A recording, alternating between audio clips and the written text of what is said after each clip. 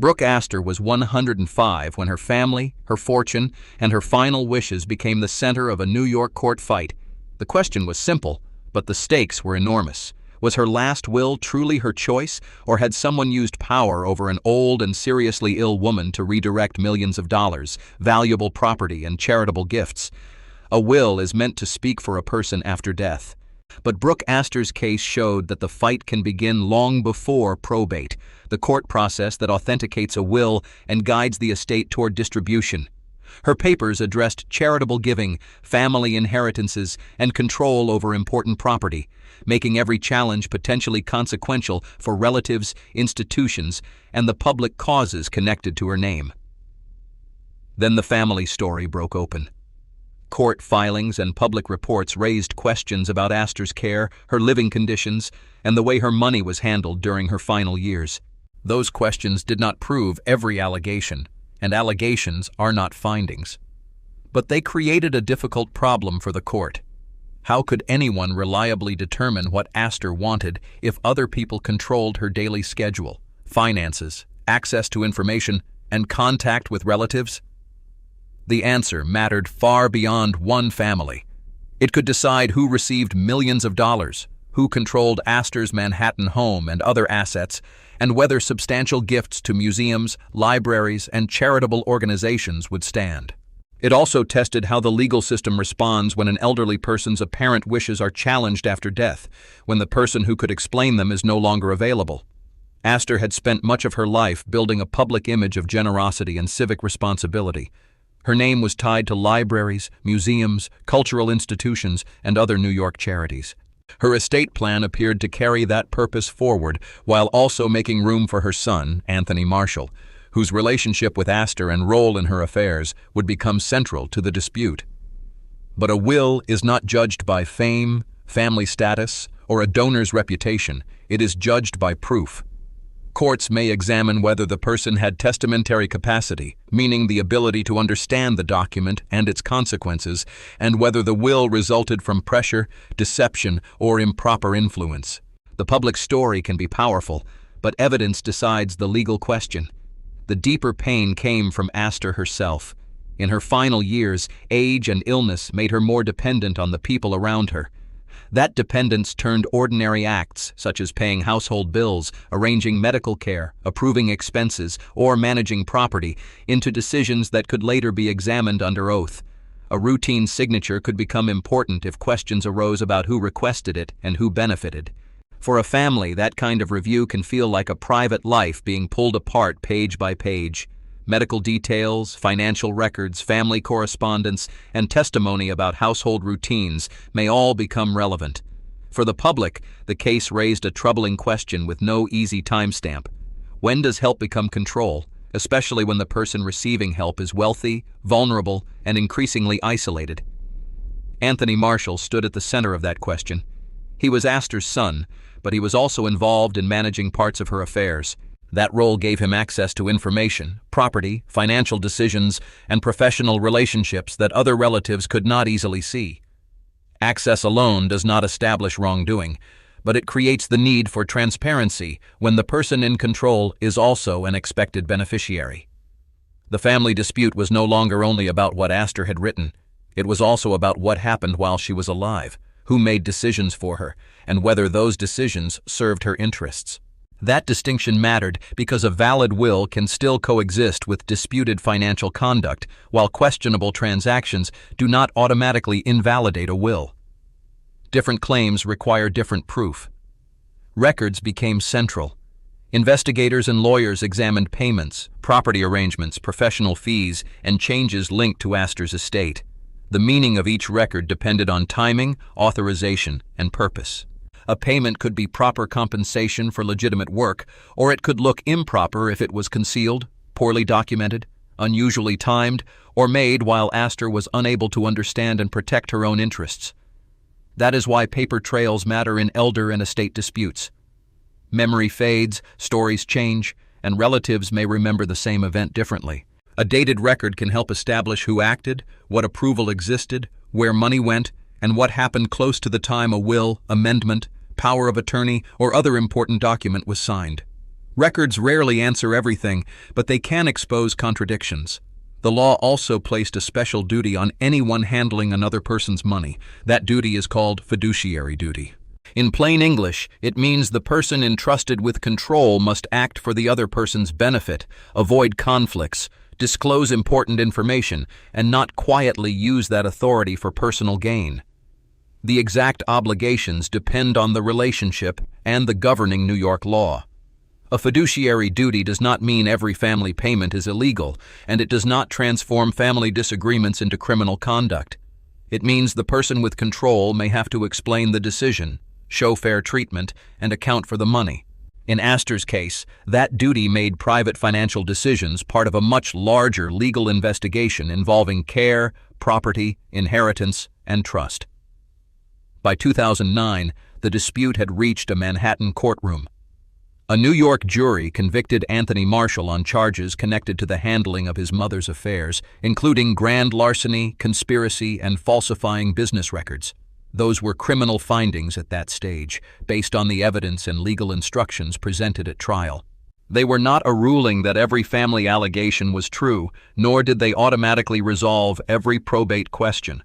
The case then moved through appeals and later legal changes, showing why a conviction in a major estate fight is not always the final word.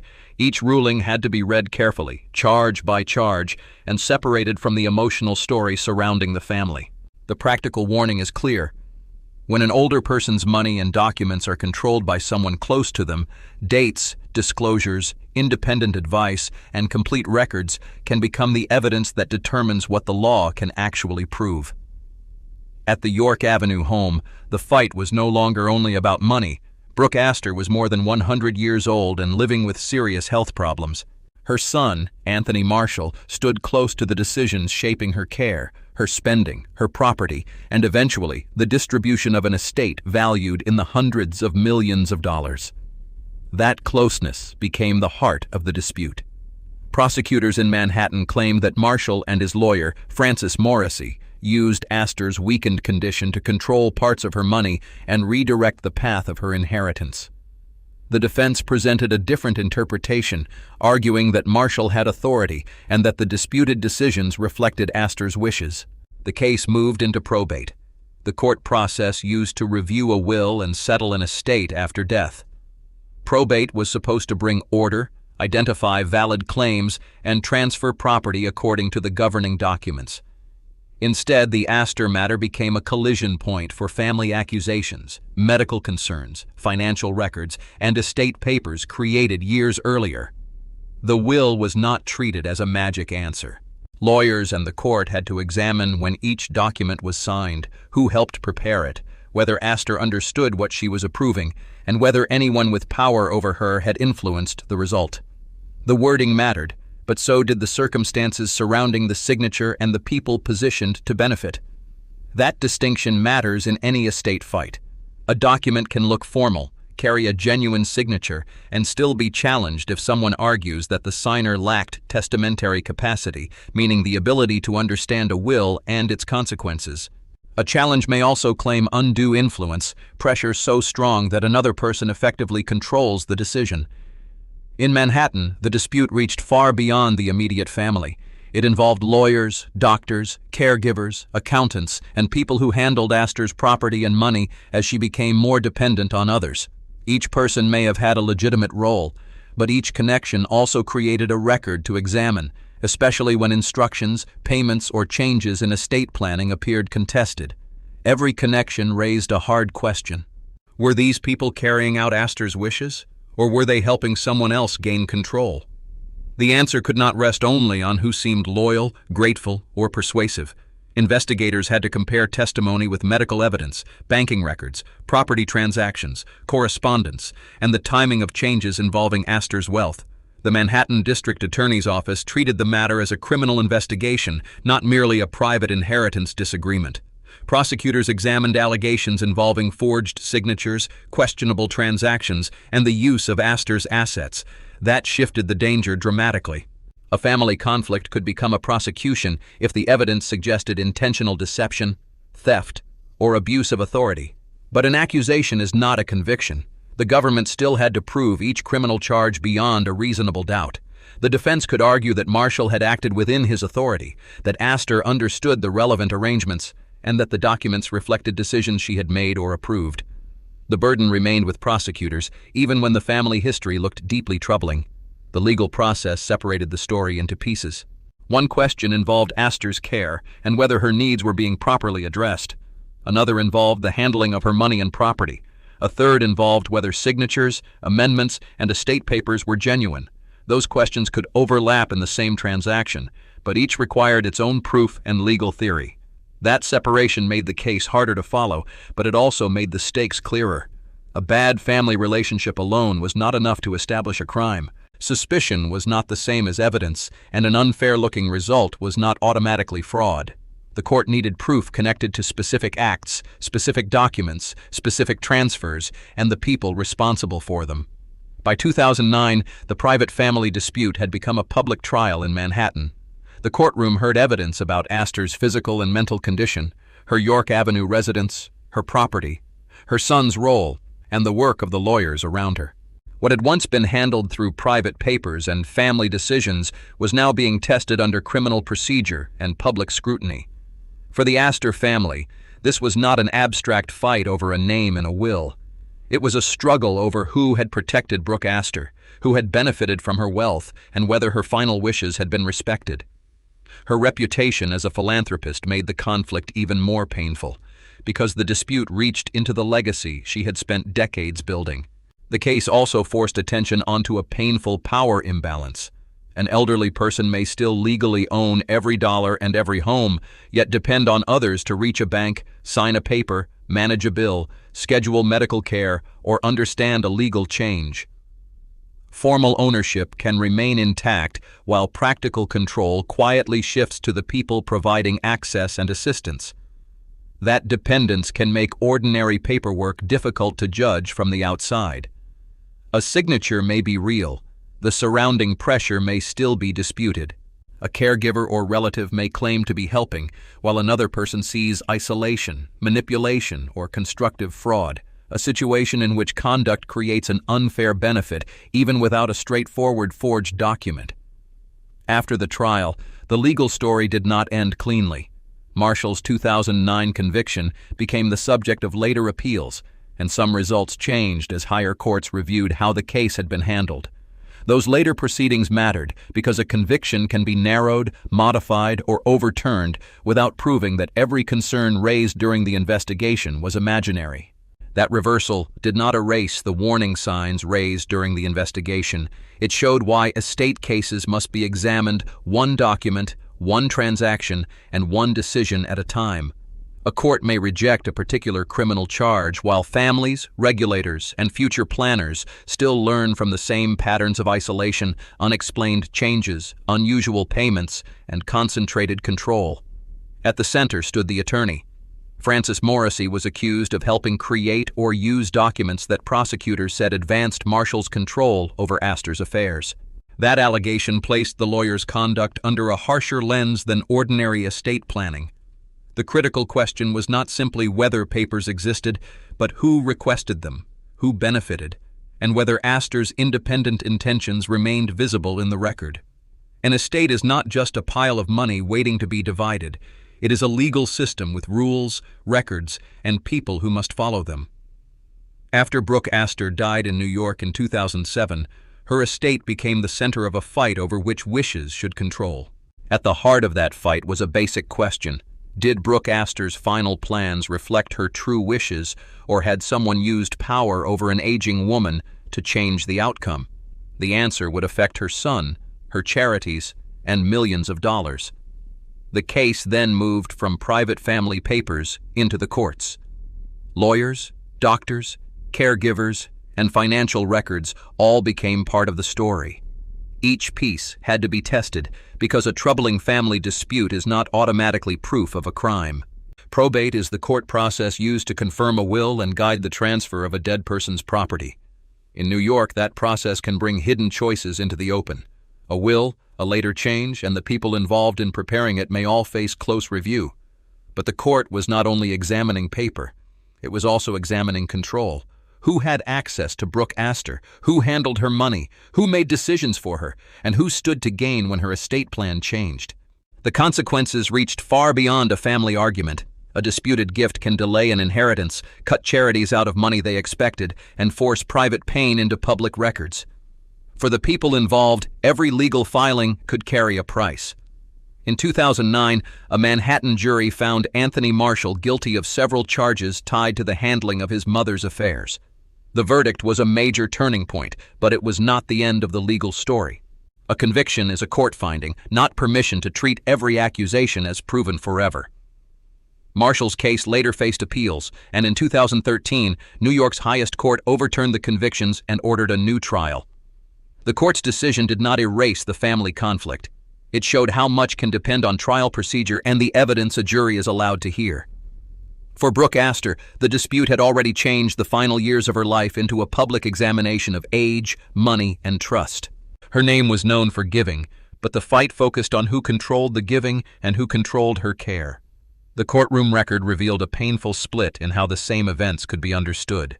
Prosecutors argued that Marshall had taken advantage of his mother and used improper changes to benefit himself. The defense challenged that account and disputed the meaning of the evidence. That difference matters. In an inheritance case, a suspicious result may raise questions, but it does not by itself prove fraud, coercion, or theft. The legal system must connect the result to an unlawful act and show that the required evidence meets the burden of proof. The case also showed why timing can become powerful evidence. Changes made late in a person's life may draw attention, especially when health is declining and another person is managing appointments, money, or legal papers. But timing alone still needs context. A court may ask who requested a document, who explained it, who witnessed it, and whether the person signing understood what it did. Those details can support a claim, weaken it, or leave the question unresolved. By the time the criminal case reached its first verdict, the family dispute had become a public lesson in how wealth can magnify private conflict. A large estate creates more than opportunity. It creates pressure, alliances, suspicion, and the risk that care and control will become impossible to separate. Brooke Astor's story remains a warning about that boundary.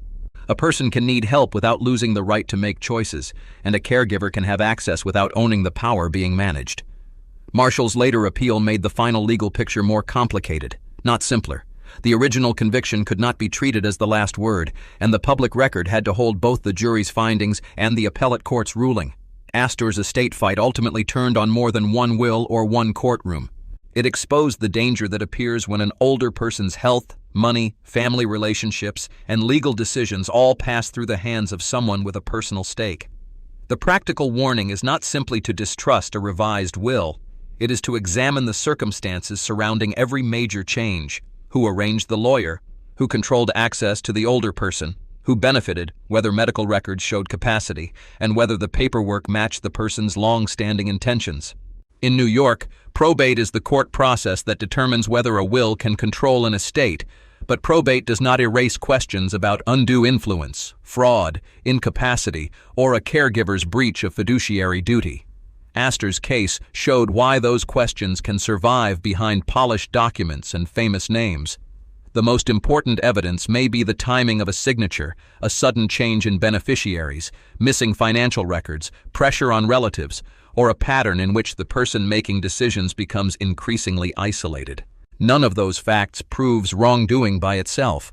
Together, they can reveal where the real dispute lies, not only in what the will says, but in who shaped the choice, who controlled the evidence, and who stood to gain when the family could no longer agree. For Brooke Astor, the fight was not only about money, it was about who would control her final years, who could make decisions on her behalf, and whether her wishes were truly being honored. By the time the dispute reached court, questions about care, property, and estate documents had become inseparable from the question of personal power. Astor had spent much of her life giving to New York charities and building a public identity as a major benefactor. That reputation made the private conflict more difficult to understand. Behind the philanthropy was an aging woman, a family under strain, and a dispute over whether her remaining wealth would follow her intentions or someone else's decisions. Anthony Marshall, Astor's son, became the central figure in that dispute. The legal case forced a painful question into the open. Was Marshall protecting his mother as her health declined, or was he using authority over her affairs for his own benefit? The answer depended on records, testimony, timing, and the credibility of the people closest to her. That question followed the family from private rooms into Manhattan courtrooms. What may have begun as a family disagreement became a criminal prosecution involving care arrangements, financial transactions, legal documents, and estate planning. Once prosecutors entered the picture, conduct that might otherwise have remained private was examined as potential wrongdoing under New York law. The conflict became especially painful because Astor was very old and in declining health. Her age did not erase her legal rights, and illness did not automatically make every decision invalid. But dependence raised the stakes. If someone else controlled access to her, her money, or her lawyers, even ordinary decisions could carry consequences for her property and final wishes. When an older person depends on a child, caregiver, or advisor, control can shift quietly. One person may hold the keys, manage the bills, arrange medical care, contact attorneys, and speak for the family. None of those responsibilities is automatically improper. The danger appears when practical control becomes unchecked authority, especially if the person exercising it may personally benefit. That kind of power can protect someone who needs help. It can also create a conflict of interest when the helper stands to gain from the person's money, home, or estate. A conflict does not by itself prove fraud or abuse. It does, however, make timing, documentation, independent advice, and the person's actual understanding critically important. The case against Marshall also involved attorney Francis X. Morrissey, Jr., whom prosecutors said helped carry out improper acts connected to Astor's affairs. His involvement widened the investigation beyond a family dispute. It raised questions about how legal professionals participated in decisions affecting an elderly client whose capacity, dependence, and financial interests were already under scrutiny. Morrissey's role mattered because lawyers are not simply messengers in an estate plan. Depending on the circumstances, a lawyer may be expected to identify the client, follow the client's instructions, assess whether the client understands important decisions, and avoid assisting conduct that exploits vulnerability. Those duties do not guarantee a particular inheritance outcome, but they can determine whether a transaction is trusted. The defense disputed the prosecution's story. The meaning of a document can depend on who prepared it, when it was signed, what the client understood, whether independent advice was available, and what evidence exists about the client's condition at that moment.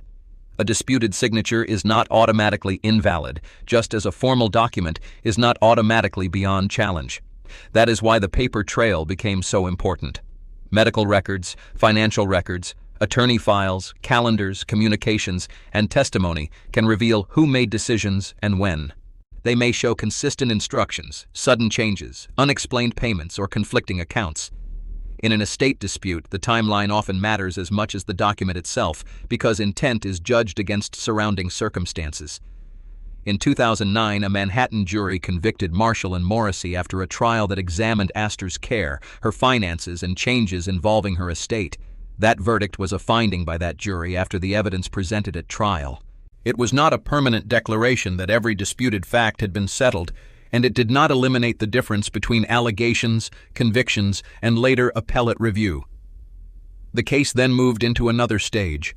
Appeals questioned the fairness of the trial, and in 2013, a New York appellate court overturned the convictions because of juror misconduct. That ruling addressed the integrity of the proceedings. It did not necessarily resolve every underlying disagreement about Astor's care, her finances, or the competing interpretations of her estate planning. The reversal did not create a new version of Astor's final years. It showed something more limited, but still important. A conviction can be undone when the trial process itself is found to be unfair. The result is a legal distinction many families miss. A reversed conviction is not the same as a factual endorsement of every defense claim. For Astor's family, that legal turn could not restore the lost years. The public fight had already exposed private pain, divided relatives, and placed her final wishes under scrutiny few families ever face. Even when a court resolves a specific charge or procedural issue, family relationships, reputations, and unanswered questions may remain damaged long after the case ends. The York Avenue home carried a meaning beyond its market value. It was part of Astor's life, her family history, and the larger question of whether her property should serve her own wishes or become a prize in a family struggle. Real estate can become the symbol of a dispute, but the legal issue may concern control, capacity, authority, and intent. That is the danger in many inheritance fights. A house may look like the main issue, while the deeper conflict involves control over an aging person, access to records, and the power to shape the final estate plan. Warning signs can include sudden changes, isolated decision-making, unexplained transfers, missing records, or a helper who refuses independent review. Probate is the court process used to review a will and transfer a deceased person's property. In Manhattan, that process brought the Astor dispute into a formal legal setting, where claims had to be tested against records, testimony, and New York law. The practical lesson is direct. Preserve the paper trail, seek independent advice, and examine who controlled the decisions before the estate became a battlefield. Manhattan had already turned a private family dispute into a public legal fight. Brooke Astor, the celebrated philanthropist and widow of Vincent Astor, died in 2007 at the age of 105. By then, questions about her final years, her changing estate plans, and the conduct of her son Anthony Marshall had moved from family conversations into the offices of investigators and prosecutors. The next question was not only who would inherit, but who had the power to control Brooke Astor's money while she was still alive. That distinction mattered because an inheritance takes effect after death, while financial control during life can determine where assets go, who receives payments, and which legal documents are prepared. Authority over money can become leverage long before probate begins. In New York, that power could carry a heavy duty. A person managing another person's assets must act for that person's benefit, not for personal gain. This is the core idea behind fiduciary duty. It does not automatically forbid compensation, family involvement, or difficult decisions. It does require honesty, loyalty, and careful handling of another person's property, especially when the person relying on that help is elderly or vulnerable. That duty became central when attention focused on Anthony Marshall, Astor's son, and the people involved in handling her affairs. Marshall had long-standing access to his mother and participated in decisions concerning her finances, property, and legal arrangements. Those facts alone did not establish wrongdoing, but they created the setting for prosecutors to ask whether family authority had remained within its lawful boundaries. The paper trail did not stand alone. Investigators also looked at the timing of changes to Astor's will and trust, along with decisions about her care and property. The records included financial transactions, legal instruments, and testimony about who initiated particular steps. Timing became important because a document prepared during a period of declining health can invite questions about capacity, influence, and the motives of people directing the process. Those records mattered because a later document can be lawful, yet still be challenged if someone claims it was created through pressure, deception, or misuse of authority. A valid signature is not always the end of the inquiry. Courts may examine whether the signer understood the document, whether the terms reflected genuine intent, and whether another person exercised undue influence. The claim must still be proven with admissible evidence. The family dispute moved beyond the estate itself and into questions about how Astor had been treated during her final years. Her age and medical condition became part of the legal picture, not because advanced age automatically erased her independence, but because vulnerability can change how a court evaluates conduct. Care arrangements, access to advisors, and isolation from other relatives all became relevant lines of inquiry. That shift changed the emotional weight of the case. It was no longer just a fight over money left behind. It concerned an elderly woman whose health and trust were at the center of the conflict. Astor was known publicly for charitable giving and cultural support, while privately her family faced decisions about her residence, medical care, property, and personal relationships. Every financial question carried a human consequence. In the district attorney's investigation, the conduct was treated as an alleged pattern that needed proof, not as guilt already established. Prosecutors in Manhattan had to separate suspicious circumstances from criminal acts. A disputed estate plan might support a civil challenge, but criminal charges required proof of specific offenses and the required state of mind. That difference kept the investigation from becoming merely a judgment about family behavior. Prosecutors examined financial records, legal paperwork, and accounts from people who had seen Astor's condition and daily life. The evidence was not limited to one signature or one transfer. Investigators considered how decisions were made, who was present, what instructions were given, and whether the surrounding conduct was consistent with legitimate management. Witness credibility mattered because many events had occurred inside private homes and professional offices. The defense offered a different interpretation. It argued that Marshall had acted within his family and legal role, and that the state was turning complicated decisions into criminal accusations. From that perspective, involvement in an elderly parent's affairs could reflect responsibility rather than exploitation. The defense also challenged the meaning assigned to the documents and transactions, insisting that suspicion should not replace proof beyond a reasonable doubt. That disagreement created the case's hardest problem. The same act could look like ordinary estate management to one side and exploitation to the other. Paying an expense, arranging a legal meeting, changing a beneficiary, or selling property may be proper in one context and improper in another. The surrounding facts determine the meaning. Who requested the act, who benefited, and whether Astor understood it could change the entire legal analysis. At the center stood attorney Francis Morrissey, who had helped prepare legal documents connected to Astor's estate. His professional role drew attention because lawyers are often the gatekeepers of wills, trusts, powers of attorney, and related instruments. Their presence can provide evidence that formal procedures were followed, but it does not automatically resolve questions about capacity or influence. The lawyer's involvement became part of the prosecution's theory. His role made the document trail more important, because an attorney may be expected to protect a client's wishes and make sure those wishes are understood and freely made. That does not mean a lawyer guarantees that every later challenge will fail. It means the circumstances surrounding preparation can matter. Private discussions, instructions from intermediaries, the client's responses, and whether the final language matched what the client intended. The question was whether the legal process had recorded Astor's true choices or whether her weakness had made those choices vulnerable to influence.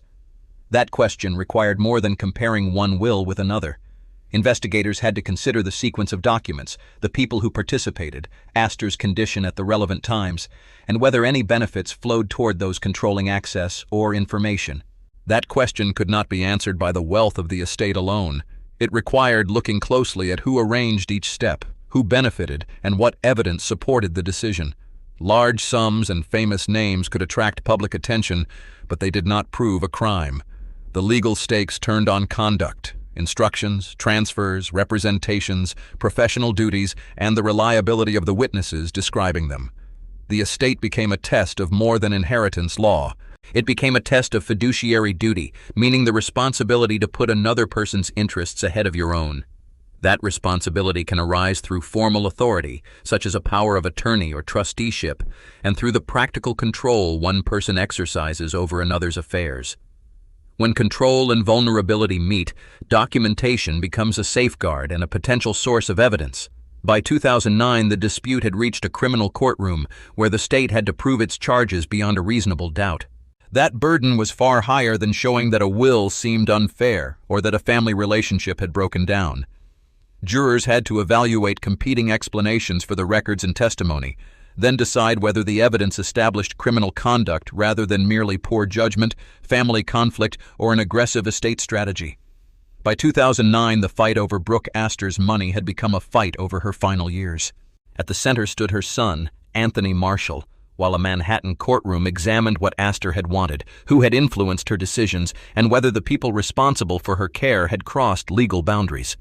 The case was not only about paintings, homes, charitable gifts, and millions of dollars. It raised a painful question about an older woman whose memory and health were failing. Could her later wishes still be trusted, and had someone close to her used dependency, isolation, or confusion to gain control over her property? The conviction brought a legal answer, but not a simple ending. A jury reached conclusions about criminal charges against Marshall and attorney Francis Morrissey, yet the broader dispute still involved civil claims, estate administration, disputed documents, family grievances, and decisions made over years rather than in a single dramatic moment. The trial had shown the danger of treating a will as the whole story.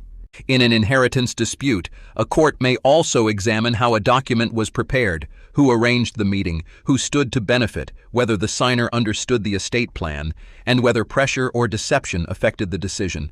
That made the 2009 verdict only one part of the larger record. The case still carried questions about family loyalty, private caregiving, charitable intentions, and the power that can gather around a vulnerable person when one relative controls access, information, transportation, legal advice, or financial records. The conviction came out of a Manhattan courtroom filled with evidence about money, legal papers, and Astor's condition. Prosecutors argued that Marshall and Morrissey had participated in wrongdoing involving Astor's affairs, including arrangements that affected property and financial benefits. The defense disputed that interpretation and challenged the government's account. Marshall was found guilty in 2009 on most of the charges against him. Morrissey was also convicted in the case, although the legal paths of the two men later separated. Marshall received a prison sentence, while subsequent appeals and later proceedings changed the posture of the case and showed why a trial verdict is not always the final legal word. A conviction is a court finding, not permission to erase every disputed fact. It tells us what the jury decided from the evidence presented under the criminal standard of proof beyond a reasonable doubt. Later appeals can still test legal rulings, evidentiary decisions, jury instructions, and whether the proceedings were fundamentally fair. Brooke Astor remained the reason the case mattered. Her name was tied to great wealth and major philanthropy, but the record also described a woman whose age and declining health left her dependent on others. That dependence did not automatically invalidate her choices, yet it made the circumstances surrounding each important decision critically important. That dependence created a quiet form of power. The person controlling visits, correspondence, legal appointments, bank information, or conversations with advisors could influence what the outside world believed Astor wanted. Isolation did not have to look dramatic.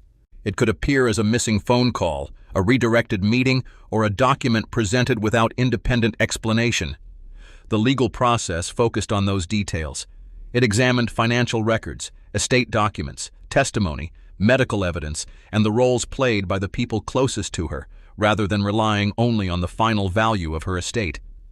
The central issue was not simply who received money, but how authority over Astor's decisions had been obtained and exercised.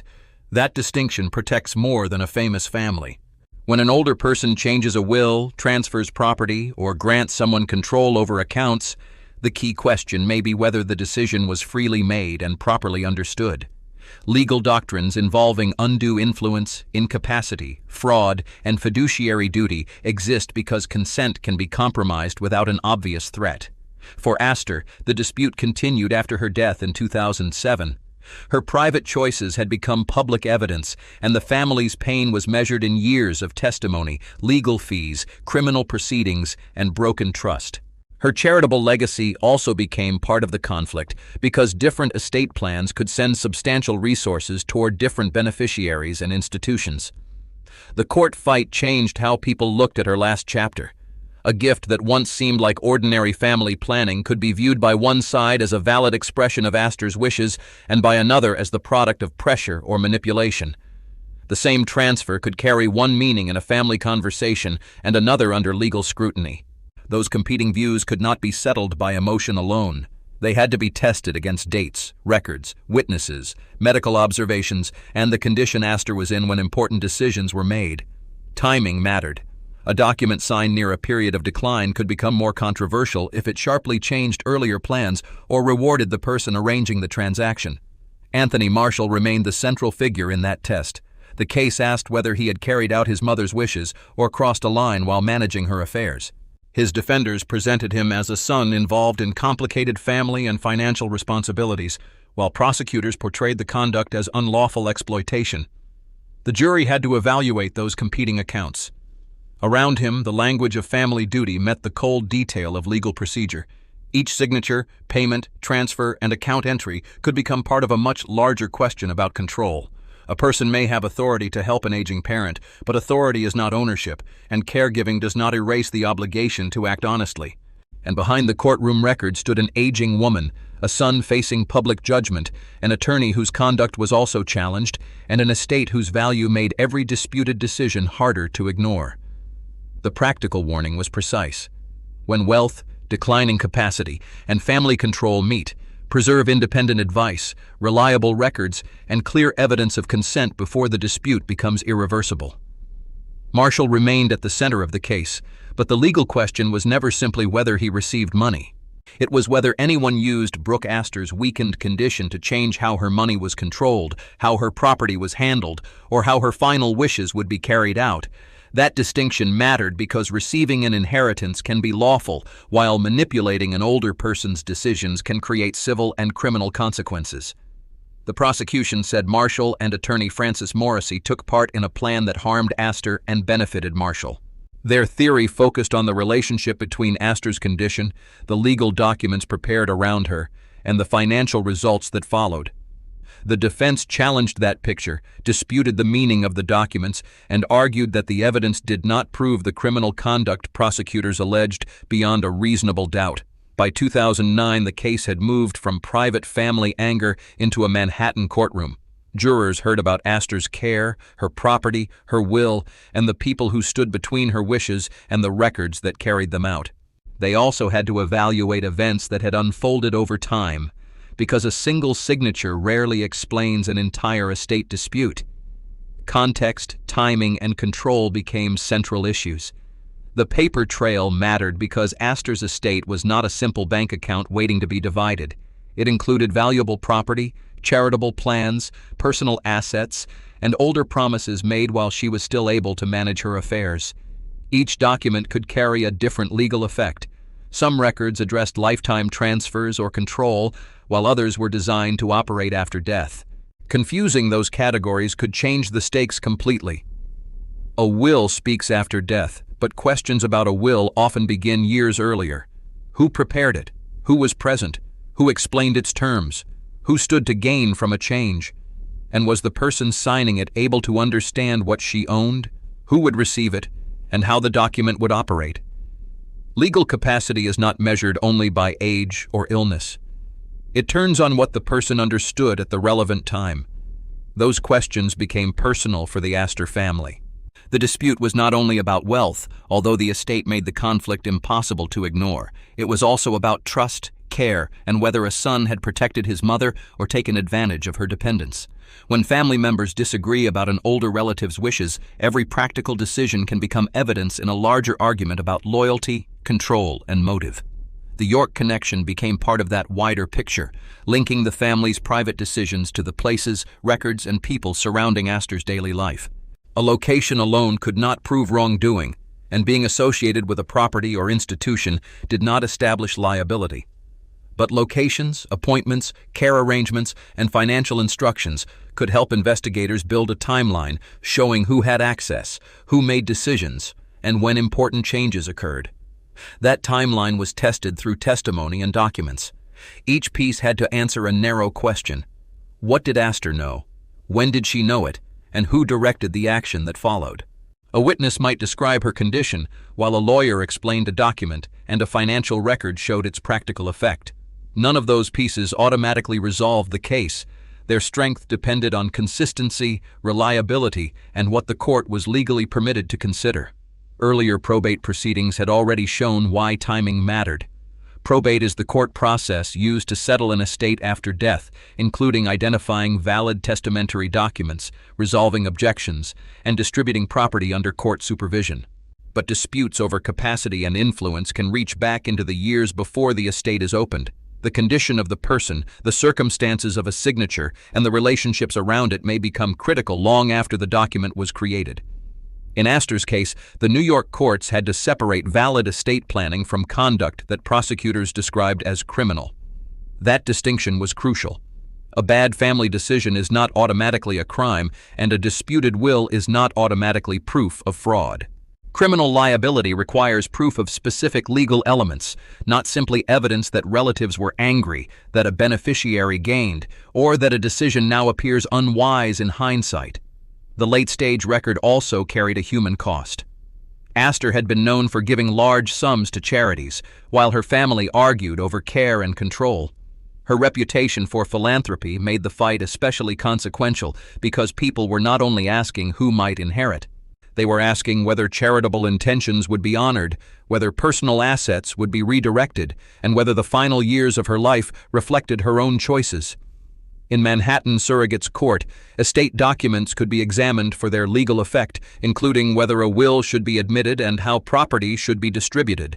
In the criminal case, however, prosecutors had to prove charged offenses beyond a reasonable doubt. Those were different proceedings, with different burdens and different questions. A finding in one setting could not simply be treated as an automatic answer to every issue in the other. That is why the final outcome cannot be reduced to one dramatic headline. In 2009, Marshall was convicted in New York after the criminal trial. In 2013, New York's highest court overturned his convictions on legal grounds and ordered a new trial. Prosecutors later declined to retry him. The appellate result changed the criminal case's legal status, but it did not transform every disputed fact into a settled family history or establish that every allegation had been proven. The reversal did not settle every family disagreement. It changed the legal result, but it did not erase the years of suspicion, courtroom testimony, and public damage surrounding the estate. It also showed why a conviction, an appellate reversal, a settlement, and a probate ruling must not be treated as interchangeable outcomes. Each carries a different meaning, and each answers a different legal question. It also exposed a danger that appears in many families without celebrity names or great fortunes. When an older person depends on one relative for care, money, transportation, communication, and access to professionals, that relative may hold enormous practical power. Even without an obvious threat, dependence can limit independent choice. The risk grows when the same person controls information, schedules appointments, manages records, and discourages outside review. A fiduciary duty is the duty to act for another person's benefit when the law places someone in a position of trust. Whether that duty was violated depends on the facts, the documents, and the court's findings. But the warning signs can appear before a judge ever sees the file. Unexplained changes, missing records, pressure to sign quickly, isolation from trusted advisors, or a beneficiary taking control of decisions that should remain the older person's own. The earlier district attorney investigation showed how a private dispute can become a public case when records, witnesses, and financial decisions point in different directions. Suspicion may begin the inquiry, but proof must come from reliable evidence. Investigators and courts must distinguish an allegation from a finding, a questionable choice from unlawful conduct, and an unusual transaction from one that satisfies the elements of a specific offense. The lasting lesson from the Astor fight is not that every disputed will hides a crime. It is that silence around money creates risk, especially when age, illness, family loyalty, and financial dependence overlap. Independent advice, careful records, clear explanations, and attention to sudden changes can make it harder for confusion to replace a person's true wishes. When control shifts, the paper trail should explain why, who benefited, and whether the person at the center truly understood the decision. By the end, the fight was no longer only about Brooke Astor's money. It was about whether trust could survive when advanced age, illness, family power, and legal papers collided. The dispute reached into private caregiving decisions, charitable commitments, real estate, and the authority granted to the people closest to one of New York's most prominent philanthropists. The case also showed why timing matters. A new will, a changed gift, or a sudden shift in control can look simple on paper while hiding a much larger question about who was making the decisions. The date of a signature, the condition of the person signing, and the people present can become more important than the document's polished language. The earlier attorney remained part of that question, but the later record moved beyond him. In Manhattan, prosecutors, defense lawyers, and judges had to examine not just what documents said, but how they were prepared, who benefited, what authority had been granted, and whether the available proof met the criminal standard required in New York. That standard is high. A troubling family dispute may raise suspicion, yet suspicion alone is not enough for a conviction.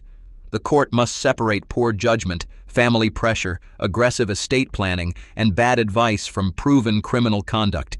That distinction protects defendants, but it can also leave families struggling to explain conduct that felt plainly wrong. That difference mattered in 2009 when Anthony Marshall was convicted in Manhattan Supreme Court on multiple charges tied to his handling of his mother's affairs.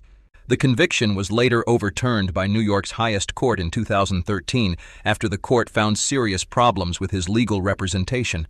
The reversal changed the legal outcome, but it did not settle every factual question that had fueled the conflict. The ruling did not erase the family's pain. It changed the legal result, but it could not return the years spent under public judgment, restore the quiet that had once surrounded the family, or undo the strain placed on relationships during Brooke Astor's final years. A verdict can decide criminal liability without repairing the private damage left behind. For Brooke Astor's charitable work, the long-term result was more concrete. Her estate helped carry out major gifts to New York institutions, while the legal battle forced the public to look closely at the safeguards surrounding those gifts.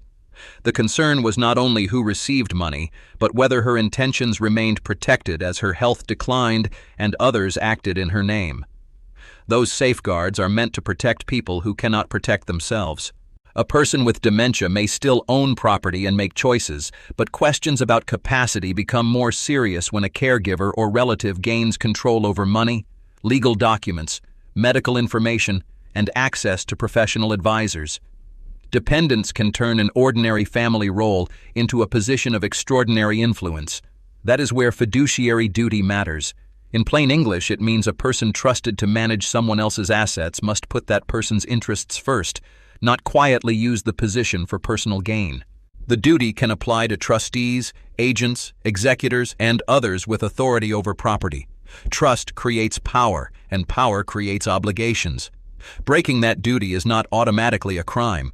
A court still has to weigh the facts, the documents, the person's mental state, and the law that applies. But the duty creates a clear line. Control over another person's money brings responsibility, not ownership. Access to an account, a house, or a signature does not mean the controller is free to treat those assets as personal property. The human aftermath reached far beyond the Astor home. Families caring for an aging parent could see how quickly love, duty, resentment, and inheritance become tangled in the same room. A son may believe he is protecting a parent. A sibling may believe access is being restricted for a reason. Meanwhile, the older adult may be too ill or isolated to resolve the conflict directly. The case also changed a common assumption. Wealth does not remove family danger. It can make every disagreement more costly, because a private argument may control homes, trusts, medical care, charitable plans, and the future of several generations. Money can also attract advisors, relatives, and institutions whose interests do not always align with the person whose name appears on the documents. Public records from the New York proceedings became a lasting warning about concentrated control. When one person holds the keys to the accounts, the papers, and access to an older adult, the rest of the family may not know what is happening until the damage is difficult to undo. Isolation can conceal problems, and missing records can make later reconstruction painfully incomplete. One question still cannot be answered with perfect certainty from the public record. What did Brooke Astor herself fully understand and want during the final years of her life? That question sits at the center of many capacity disputes. A document may carry a valid signature, yet the surrounding circumstances can still raise serious questions about comprehension, pressure, and independent choice. The court record could test documents and actions. It could hear witnesses and apply legal rules. It could not turn back time and ask every question again while her memory and voice were still clear. No proceeding can recreate an earlier conversation perfectly, identify every moment of influence, or guarantee that a later legal judgment captures the full human reality. That is the lasting consequence of the dispute. Estate planning is not only about choosing who receives property after death, it is also about building a process that can show what a person wanted while they were alive. Independent advice, clear records, regular reviews, and documented capacity can become critical when family relationships later fracture. For families, the practical lesson is simple but serious. Watch for sudden changes, secretive control, missing records, pressure to sign, or a caregiver who blocks normal contact with relatives and advisors. Pay attention to unexplained transfers, newly altered beneficiary choices, and professionals who are replaced without a clear reason. These warning signs do not prove wrongdoing, but they can justify careful questions. No single sign proves abuse or fraud, but several signs together deserve careful attention, especially when the person at risk is ill, isolated, or dependent on the same person who controls the money. Early documentation, independent legal advice, and lawful reporting to the appropriate professionals may preserve facts that become much harder to recover after a signature, a transfer, or a death. The Astor fight changed one old assumption, that a famous name could keep family trouble private. After Brooke Astor died in 2007, her estate entered New York County Surrogate's Court, where private choices became public questions about money, medical care, charitable intentions, and control over an elderly woman's final years. The case also showed why timing matters. A will may look clear on paper, yet the circumstances surrounding its execution can determine how much weight a court gives it. The signer's health, the people present, the instructions given, and changes made near the end of life can all become central evidence. One question remains difficult to settle completely from the public record. What did Brooke Astor fully understand, and what did she truly want as her health declined? Testimony, medical evidence, financial records, and family accounts offered different answers. Those differences helped turn a private disagreement into a legal and public crisis. That uncertainty mattered, because a disputed will is not merely a family message. It can control millions of dollars, charitable gifts, residences, investments, and the final shape of a person's legacy. In the Astor matter, the stakes included not only inheritance, but also the meaning attached to a lifetime of philanthropy. The lasting result was a record that forced those questions into the open. Filings in New York courts, testimony from people around Astor, and financial evidence became tools for testing what had once remained inside a powerful family. Allegations had to be separated from findings, and family loyalty from proof. For the people involved, the cost was more than money. The dispute brought years of suspicion, public pain, criminal proceedings, civil litigation, and competing accounts of responsibility. A family name long associated with wealth and charity became linked to a legal battle over care, influence, inheritance, and the final management of an estate. For families watching from far away, the lesson was uncomfortable. Wealth does not remove weakness. Age, illness, dependence, and isolation can create danger in any home, whether the estate contains billions, a single house, or only modest savings. The legal risks begin with vulnerability, not with a famous surname. The case also changed how many people viewed the person standing closest to an aging relative. Assistance can be genuine and necessary, especially when illness makes ordinary tasks difficult. But assistance can also create power over money, records, medical access, legal documents, and daily decisions. That imbalance deserves independent scrutiny. That is why the paper trail matters. A sudden change to a will, an unexplained transfer, a missing account record, or a benefit flowing to the person in control may not prove wrongdoing, but each can identify where careful questions belong, especially when the person receiving the benefit helped arrange the decision. The public record cannot answer every private thought inside the Astor home. It cannot place a later observer inside every meeting, illness, family promise, or moment of confusion. Courts work with evidence that can be authenticated and tested, not with certainty about every conversation that left no reliable record, but the record can show something concrete. When a will is challenged, courts examine more than the family story. They may consider the document itself, the timing of its preparation, the witnesses, the signer's capacity, the conduct of advisors, and what happened to the property after the transfer. The durable warning is simple. Do not wait until after death to discover that no one can explain who made a decision, why it changed, or who gained from it. By then, the person at the center may be unable to clarify the record, and the dispute may already be headed for probate court. Clear records, independent advice, and regular review cannot erase every family conflict. They can make the truth easier to test before a disagreement becomes a public court fight. For an older adult, that may mean documenting intentions, preserving financial statements, and ensuring that advisors are not controlled by one interested person. In the end, Brooke Astor's legacy was measured not only by what she gave away, but also by the questions left around the hands that managed her final years. The warning reaches beyond one estate. Whenever vulnerability, concentrated control, and unexplained financial change appear together, the evidence should be examined before trust becomes impossible to repair. If you want to stay protected and get legal help, click the link in the description to visit wagehelpcenter.com.